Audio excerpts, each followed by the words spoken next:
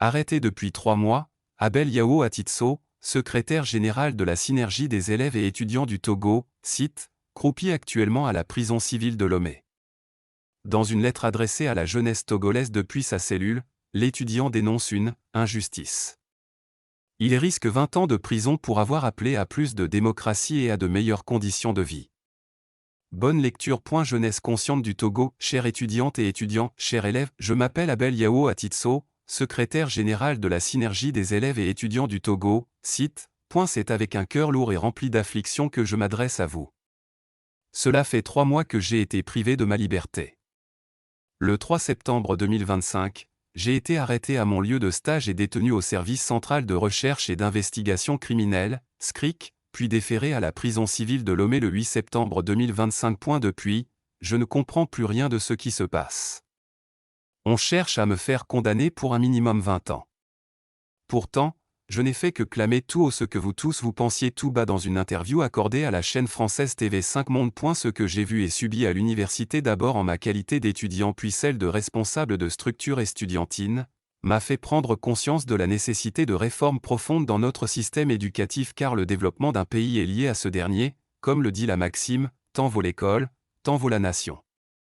Un système éducatif performant produit des grands ingénieurs, des bons scientifiques, des grands médecins, des gestionnaires compétents, des bons agronomes, des grands docteurs, des grands littéraires, des bons enseignants, etc. En ma qualité de secrétaire général, j'ai toujours veillé à ce que la cause des élèves et étudiants soit entendue. J'ai toujours fait de l'amélioration des conditions de vie et d'études mon cheval de bataille. Nous avons décidé avec l'ensemble du bureau exécutif de ne pas accepter des compromissions. Nous avons interpellé l'administration universitaire et gouvernementale sur la plupart des décisions qui ne sont pas à l'avantage des élèves et étudiants. On a eu à faire des actions et à rencontrer les autorités sur plusieurs problèmes tels que celui de l'application de cours en ligne, des devoirs et rattrapages, des coûts des prestations de services, de restauration, de sonorisation dans les amphis, de coûts du transport, de la revalorisation des bourses et allocations, conformément à la cherté de la vie actuelle. Nos interpellations sont souvent restées lettres mortes. Il ne faut en exemple pas que les étudiants en sciences entendent parler seulement de la liqueur de félin sans le voir ni le toucher en réalité. Dans la foulée, j'ai reçu des menaces et des intimidations venant des personnes anonymes, certains même ont promis de me faire vivre l'enfer si je continue dans cette lancée en défendant les droits et intérêts des élèves et étudiants. Je réalise donc soudain que ces menaces semblent être désormais mises en exécution. Pour en venir à mon arrestation, dans la nuit du 22 août 2025, un groupe d'amis s'est rencontré dans un bar à Lomé pour un moment de détente, rencontre à laquelle je n'y étais point. Dans la même nuit, 2 parmi ces derniers ont été arrêtés. Mon arrestation et détention jusqu'à ce jour se justifie auprès des autorités judiciaires par le fait que j'étais membre d'un groupe WhatsApp avec eux. Mais au fond, la question du groupe WhatsApp n'est qu'un alibi.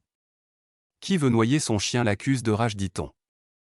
Aujourd'hui, je suis en prison, juste parce que j'ai fait acte de mon droit à la liberté d'expression. Mes conditions de détention sont dramatiques.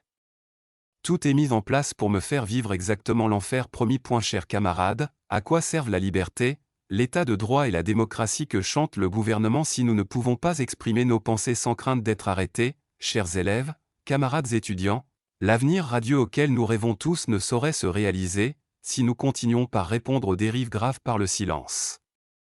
Nos rêves que nous voyons s'effriter peuvent encore être sauvés, mais à condition que nous y impliquons tout corps et âme contre l'injustice et les détentions arbitraires comme dans mon cas.